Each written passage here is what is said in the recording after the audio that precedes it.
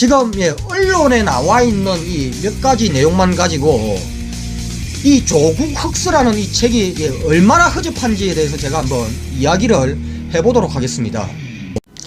네, 안녕하십니까. 나쁜 정치, 꼼수 정치, 썩어 빠진 정치 깔끔하게 썰어주는 아재TV 마산의 마산아재입니다. 네, 진중권과 그리고 권언유착을 주장을 하고 있는 권경애, 그리고 김경률, 강양구, 그리고 서민, 이 5인방이 조국 흑수라는 책을 지난 8월 25일에 출판을 했습니다. 특히 진중권은요, 생계형 나팔수죠. 이 진중권이 생계형 나팔수답게 지금 이 조국 백서가 발간이 되어서 시중에 지금 베스트셀러로 지금 대흥행을 지금 치고 있습니다. 그렇다 보니 지금 진중권이가 여기에다가 숟가락을 하나 얹고 싶었던 모양입니다. 네, 이 진중권이 발행한 이 조국 흑수라는 이 책을 과연 누가 사볼까요? 저 수구 꼴통을 비롯한 거구들이 당연히 사보시겠지요.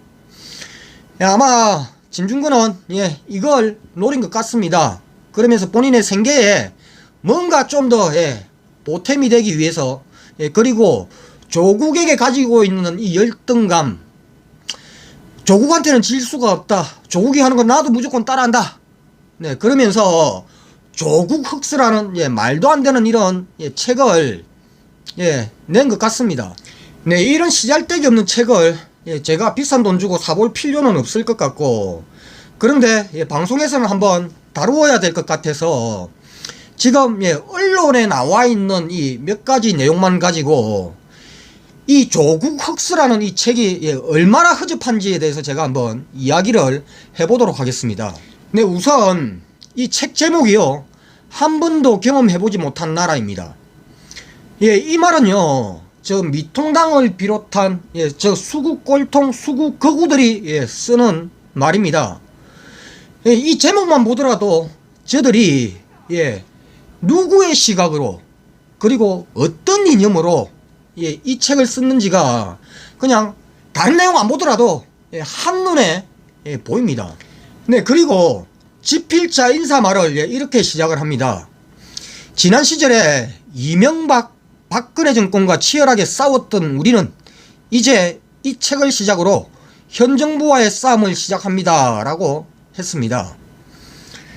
그런데요, 진중권이 얼마 전 박근혜가 세월호를 침몰시킬 이유가 전혀 없다라고 이야기를 하면서 세월호와 박근혜의 연관성을 부정하는 그런 발언을 했습니다. 그러면서 박근혜를 비호를 했었죠. 그리고 이 책의 또 저자인 김경률, 이 김경률 회계사가 코링크 피의와 익성이 전혀 무관하다라고 이 책에다가 썼습니다. 이 익성은요, 이명박의 측근들이 만든 기업 사냥꾼 그런 회사입니다.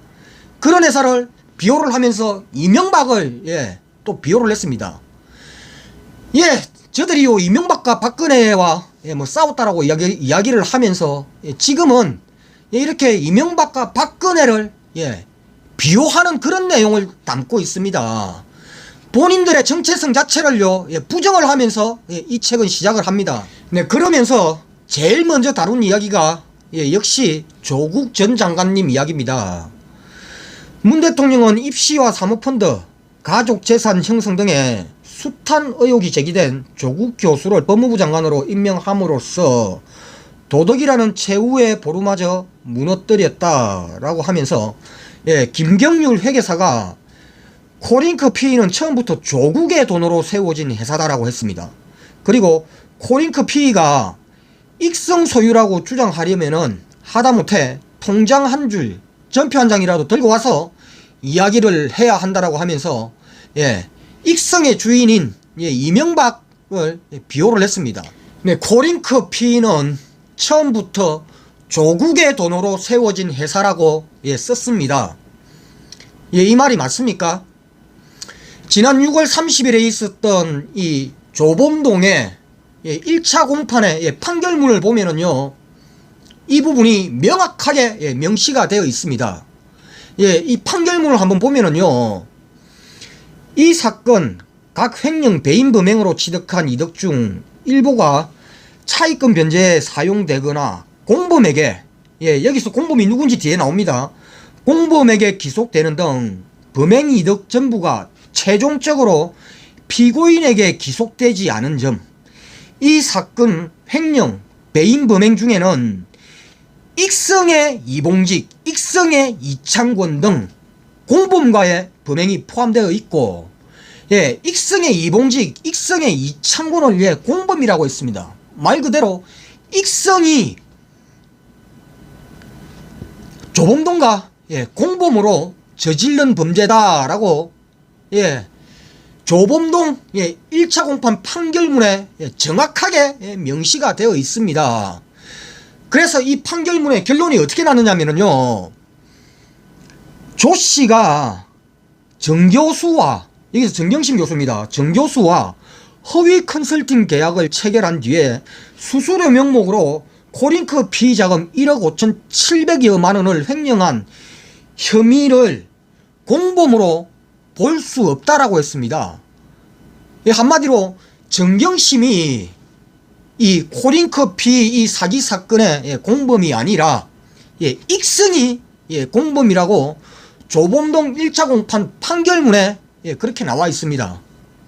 그런데 조국, 아직도 저들은요 조국이 이 코링크 피를 설립을 했다라고 합니다. 그러면서 익성과는 무관하다라고 합니다. 한마디로 저들은요 이 재판부에서 명시한 이 판결문조차도 부정을 하면서, 한마디로 그 어떠한 팩트도 없는 사실을 가지고 거짓 허위 사실을 이 책에다가 지금 싣고 있는 것입니다. 저들은요 지금 비판만 할 줄 알았지 그 이후에 일어나는 일들, 재판 과정 이런 것들요 전혀 관심이 없습니다. 아예 이 판결문조차도 아마 보지도 않았을 겁니다. 저들은요. 그리고 언론 이야기를 하면서 MBC 스트레이트 팀에서 보도를 했던 이 나경원 아들의 이 비리 문제, 이걸 가지고 진중권이 돌려까기를 했습니다. 뭐라고 했느냐면은 조국 사태 당시에 그 상황 속에서 언론은 어떤 걸 다뤄야 하는 걸까요? 라고 의문부호를 던지면서 나경원 아들이냐 아니면은 조국의 딸이냐, 대답은 분명하다. 지금 인사청문회의 대상이 되고 있는 게 누구인가 이렇게 물으면은 자연스럽게 답이 나온다라고 이야기를 했습니다. 한마디로 MBC가 조국 딸에 대한 기사를 다루어야지 나경원 기사를 다룬 걸 가지고 문제를 삼았습니다. 그러면서 이렇게 어처구니 없는 형태를 거짓 등가성이라고 부른다라고 했습니다.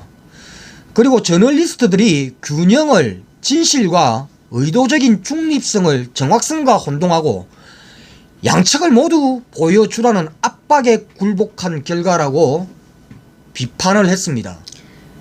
저들이 얼마나 한심하고 이 책 내용이 저급한지를 그대로 보여주는 대목으로 보입니다. 조국 장관이 인사청문회 이 사태 당시에 대한민국에요 모든 언론이 조국을 때리고 정경심을 때렸습니다. 그것도 하루 이틀이 아니죠. 수개월을요 때렸습니다. 단 한 군데 언론도 빠진 데가 없습니다. MBC도 그와 관련된 보도를 했고요. 그런데 지금 MBC 스트레이트 팀 이 한 군데서 유일하게 나경원의 그것도 의혹이 짙은 이 내용을 보도를 한 것을 가지고 이게 문제라고 이야기를 하고 있습니다. 그러면서 뭐 거짓의 등가성, 그리고 뭐 양쪽을 다 보여주기 위해서 누군가를 통해서 압력을 받았다라고 이야기를 했습니다. 나경원에 대한 이야기는 하도 많이 다루어서 더 이상 이야기를 하지 않겠습니다. 그런데요 저들의 눈에는 대한민국 모든 언론이 수개월 동안 집중 포화를 때린 조국과 정경심에 대한 내용은 하나도 안 보이고 예, 오로지 예, MBC 스트레이트 팀에서 예, 유일하게 이 나경원에 대한 보도를 한 것, 예, 이거 하나만 예, 딱 눈에 보였던 모양입니다. 네, 그리고 지금 이 조국 장관 딸 이 표창장 위조 사건요, 이것도 지금 재판 과정을 준거나 진중권이 이거 좀 제대로 좀 봐라. 지금 검찰의 이 공소장 내용대로 하면은 표창장 위조 자체가 안 된단다. 그런 내용도 안 보냐? 야, 준거나 이런 백서라는 이 책을 쓸 때는 최소한 팩트를 근거로 해서 써야 되는 것입니다. 지금 니들이 주장하고 있는 것은 불과 이 수개월 전에 그 아무것도 밝혀지지 않았던 니들의 그 소설가 같은 이야기로만 주장을 했던 그 내용들을 지금 여전히 주장을 하면서 이 백서를 쓰고 있는 저 진중권을 포함한 이 생계형 나팔수들, 지금 사항이 모든 사항들이 지금 다 재판 과정을 통해서 아니라고 하나둘씩 밝혀지고 있는데도 불구하고 이렇게 예, 편향된 시각으로 그 어떠한 팩트도 아닌 거짓 사실을 예, 국민들에게 이 주입을 하기 위한 이런 거짓, 이런 허접한 책을 써내고 있는 이 진중권, 당신이 아무리 생계가 곤란하더라도 이런 식으로 국민을 속이면 안 됩니다.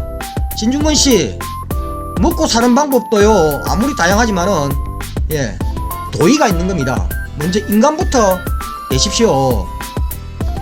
네, 이상 오늘 여기까지 하겠습니다. 구독과 좋아요 알림은 아재에게 아주 큰 힘이 됩니다. 나가시면서 꾹꾹꾹 눌러주시기 바랍니다. 감사합니다.